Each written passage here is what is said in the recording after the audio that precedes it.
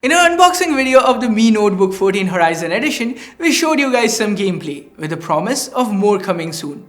Well, here we are today with a dedicated gaming review that you guys have all been waiting for. Hey guys, Omar here from C4A Tech, and if you do end up liking this video, then please consider subscribing and turning on notifications by hitting that bell icon. Let's now get started.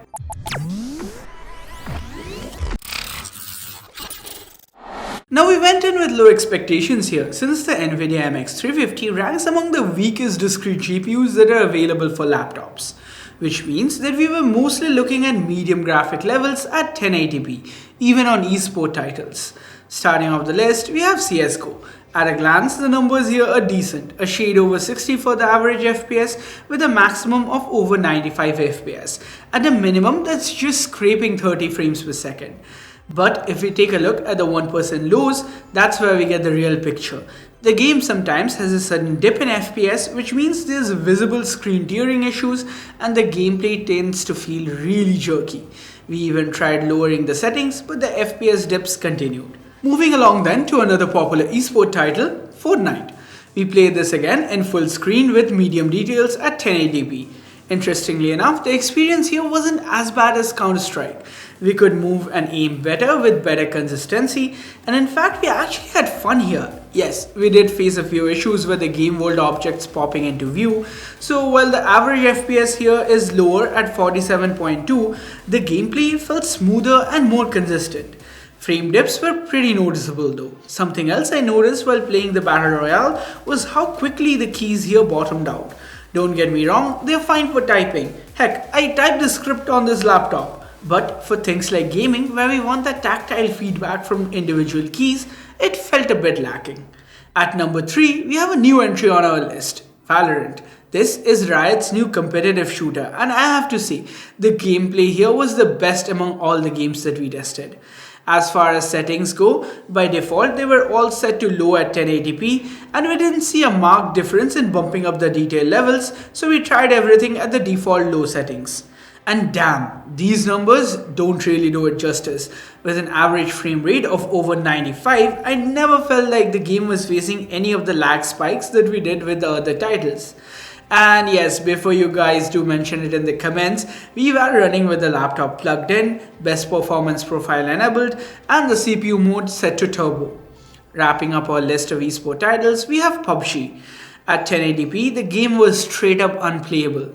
The screen would freeze for a few seconds at a time. So we decided to lower the resolution to 1366 by 768 and have the details set at very low. And the gameplay immediately became a lot less choppy.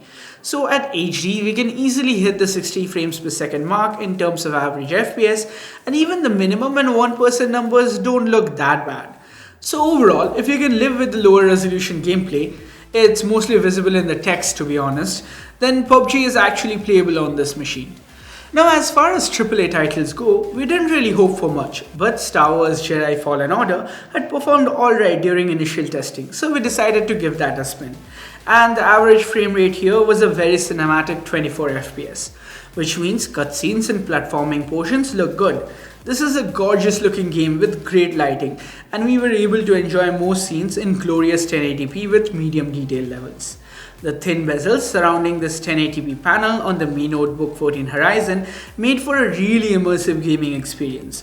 Of course, this is no high refresh rate screen, it's a standard 60Hz, but the punchy colors and great viewing angles makes this an amazing display for content consumption, be it gaming or streaming videos of YouTube. Coming back to the gameplay, once there were multiple enemies on screen with lightsabers flying around, that's when things started to get a bit choppy. Still playable, but I think lowering a few settings might yield a better experience. And the final game that we tested out today was GTA 5. After our experience with PUBG, we decided that the best thing to do here would be to lower the resolution and details beforehand. So this is GTA 5 at 1366 by 768 with medium to low graphic settings. The average frame rates here were around 56 FPS, so just short of that magic 60 FPS number.